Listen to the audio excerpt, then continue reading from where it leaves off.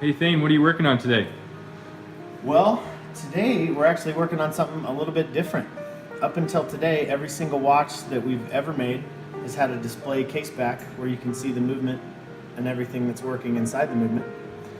But we had a customer in Los Angeles, Harry Chandler, that sent us this pocket watch that was his grandfather's, and it had an inscription on the back that he wanted on his wristwatch. So he originally asked us if we could take the case back off of this and put it on the watch, and that's not something we do and not something that we want to do because we don't want to alter that original case. So what we did for him was, instead of making the display back like we normally do, we made him a solid case back, and then we actually engraved his grandfather's watch with the same inscription that the pocket watch had. Wow. Can you move it around a little bit to get the... Wow. And is it bronzed? It is, yeah. Just like the case? Yep, the case is bronzed, and the case back is bronzed as well. Wow.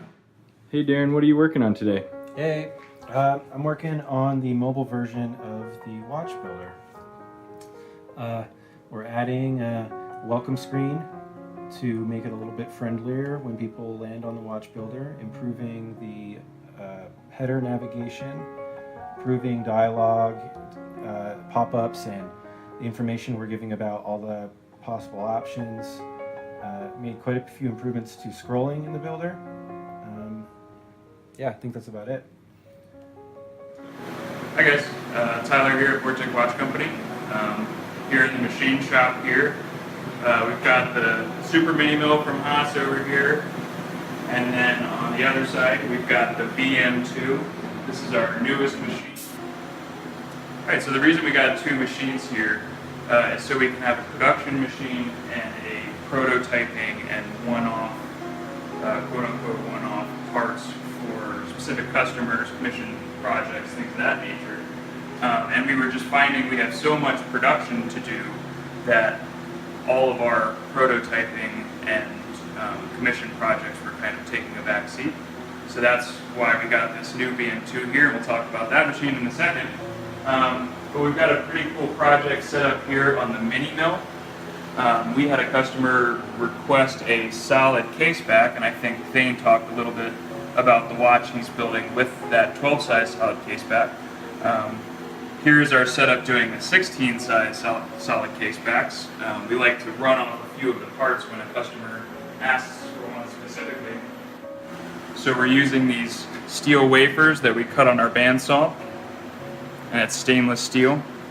It goes into these jaws that are specially cut to hold this specific piece. And then this gets flipped over and held in a contracting collet. Alright, so like I said, second operation here. We have our finished part comes off of the machine. The reason that these were a little bit difficult is because, opposed to our regular case backs that get turned on a lathe down in Loveland and then come here to get the finishing work done, they have a hole in the middle for the crystal. So we actually use an expanding collet with a hex screw there. However, these are obviously solid case backs, so I had to design a new fixture. And what I decided to do was hold the case back using the tool forks that we use to tighten the case back, and also the OD in the case back. And the reason for that is I knew that the stock was going to be more stable in this fixture, and I wanted to make sure that that back was really perfect, and you know, this design that we're milling in there is perfect. Alright, and here on the new machine, we've got our Railroad Edition cases and bezels set up. Now we still have a third operation to do on both the case and the bezel. The bezel will get fluted, and the case will get holes in the lugs and a threaded hole for the case tube. But what we have is, here we start with a solid piece of titanium stock.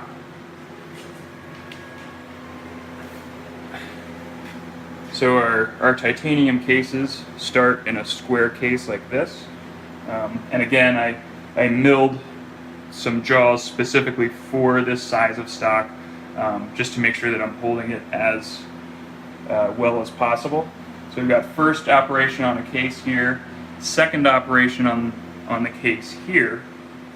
And the reason I have it in the fourth axis, I have this fourth axis turned up so that I can perfect the rotation of that fixture to make sure that the first and the second operations line up perfectly.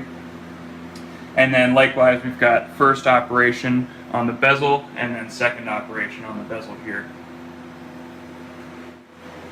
All right, and we have the blank piece of titanium in here for the bezel, and we'll try and show you a little bit of the roughing operation.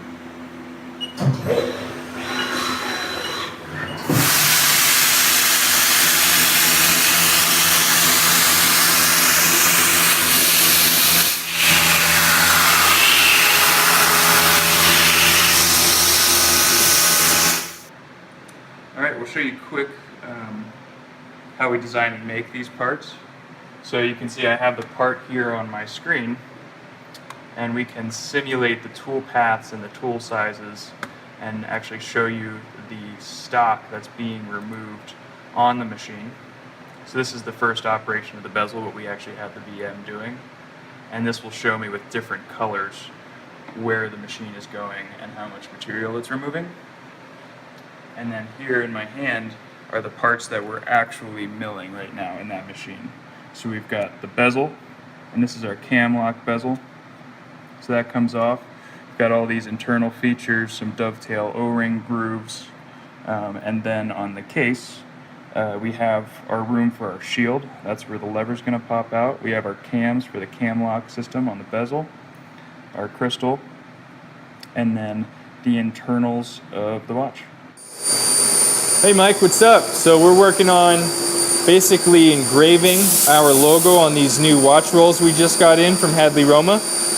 Check it out, pretty sweet. We just want to put our logo down there near the bottom. So what we're doing here is basically Colorado, USA, right there on the bottom right. Here's our laser engraver. So we're ready to go. We can close it up and hit roll. And so the laser right now is just burning our logo down there into the bottom. Check it out.